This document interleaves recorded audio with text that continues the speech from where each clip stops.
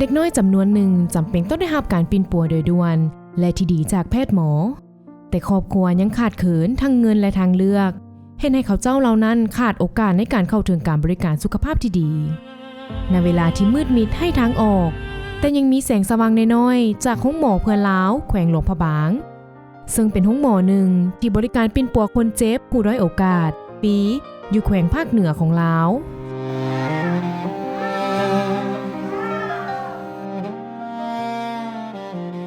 ในแต่ละวันมีเด็กน้อยหลายห้อยชีวิตได้รับชีวิตใหม่จากที่นี่อย่างใดก็ตามห้องหมอบ่สามารถยืนอยู่ได้ด้วยลำพังยังต้องการแห้งช่วยเหลือจากทุกคนในสังคมเงินเพียงเล็กน้อยจากทานสามารถเปลี่ยนชีวิตของเด็กน้อยผู้ขาดเขินด้อยโอกาสได้มีรอยยิ้มและอนาคตที่สดใสเห็นได้ความสำคัญต่อภารกิจของห้องหมอเพื่อนลาวที่ช่วยสังคมโดยบ่ฮู้อิดเมื่อยดังนั้นตลอดหลายปีที่ผ่านมาบริษัทโตโยต้าลาวได้ให้ความสำคัญในการช่วยเหลือโดยผ่านกิจกรรมแลนเพื่อน้องล่าสุดบริษัทโตโยต้าลาวได้บริจาครถโตโยต้า1 คันเพื่อรับใช้ภารกิจบริการรับส่งผู้ป่วยผู้ที่บ่มีเงื่อนไขให้ได้เข้าถึงการบริการสุขภาพที่ดีจากแพทย์หมอด้วยเหตุผลนี้เองทางโตโยต้าลาวจึงได้มอบรถคันนี้ให้กับทางห้องหมอเพื่อนลาวเพื่อนำใช้ในเวียกงานประจำวันมื้อนี้ข้าพเจ้ารู้สึกภาคภูมิใจหลายที่ได้เป็นส่วนหนึ่งในการมอบยานพาหนะรถให้กับห้องหมอเพื่อนลาวเพื่อเด็กน้อยการช่วยเหลือครั้งนี้เป็นการมอบโอกาสให้เด็กน้อยที่ขาดแคลนเรื่องสุขภาพเพื่อให้กระเจ้าได้มีโอกาสได้เติบใหญ่โดยรถคันใหม่นี้ทีมงานแพทย์เคลื่อนที่ของห้องหมอเพื่อนลาวสำหรับเด็กน้อยจะสามารถขยายขอบเขตการลงเยี่ยมยามถึงบ้านสามารถไปถึงบ้านที่ห่างไกลได้หลายขึ้นและตอบสนองต่อเด็กน้อยที่ต้องการความช่วยเหลือได้ไวขึ้นกว่าเก่าเพื่อรับประกันว่าจะบ่ได้มีเด็กน้อยคนใดถูกปะปล่อยละเลย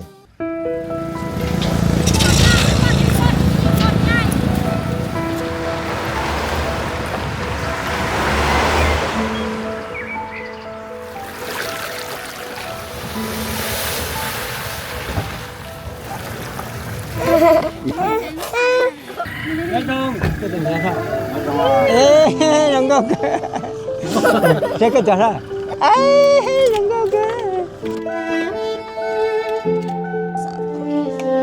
คุยเปลี่ยนนะ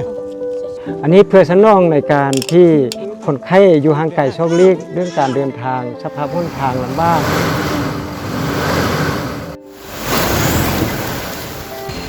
เรื่องเศรษฐกิจค่าใช้จ่ายในการที่มาห้องหมอบ่เพียงพอสิ่งนี้แม่นสิ่งที่พวกเราเห็นว่ามีความจำเป็นหลายบ๊ายบายนะ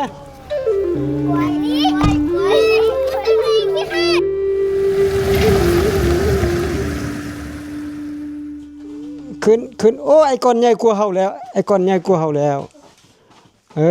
วางเด้อ1 2 3เจ็บบ่ไอ้ก้อนเกี่ยวเกกับเท่านี่ก่อนนี้เพิ่นมาเที่ยวมาเอาไปทุกเดือนเพิ่นจะมาเอาปิดลังซะเด้อวางยุกวางยาบ้านมาเพิ่นก็มาส่งทุกการช่วยเหลือคือรอยยิ้มและลมหายใจของเด็กน้อยนับพันที่จะได้เติบใหญ่มีความหวังและอนาคตที่สดใส Then every time this hospital is full of patients and children and their families Then I heard that the car is not enough to the outreach activity. We decided to donate our car here today.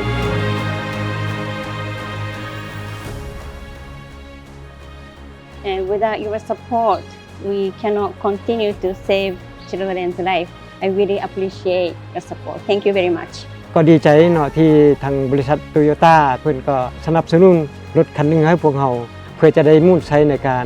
ดูแลคนไข้เพื่อรับและส่งคนไข้ให้ต่อเนื่องกันพวกเขาบริษัทโตโยต้าลาวเชื่อว่าการสนับสนุนครั้งนี้จะสามารถต่อลมหายใจเพื่อให้น้องๆได้เติบใหญ่และมีอนาคตที่สดใสโตโยต้าขับเคลื่อนความหวัง